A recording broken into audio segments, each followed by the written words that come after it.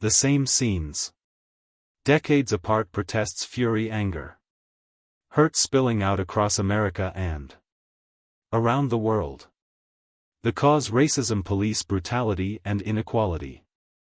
George Floyd was a 46-year-old father who was stopped by police in Minnesota on May 25, suspected of using fake money to pay for cigarettes. A white police officer was seen kneeling on Mr. Floyd's neck as he was pinned to the ground. He repeatedly cried, "I can't breathe."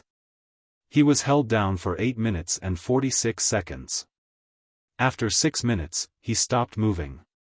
George Floyd's death has echoes of many others. Trayvon Martin was shot and killed by a man in Sanford, Florida. As he walked alone one evening, George Zimmerman was eventually charged but found not guilty. The acquittal led to public outrage and the beginning of the Black Lives Matter movement.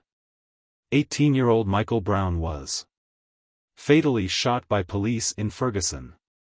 Eric Garner was choked by a police officer. His dying words were, "I can't breathe and there are more." America has a long and painful history of racism and segregation. Until the 1960s, African Americans were made to live separately from white people and didn't have the right to vote.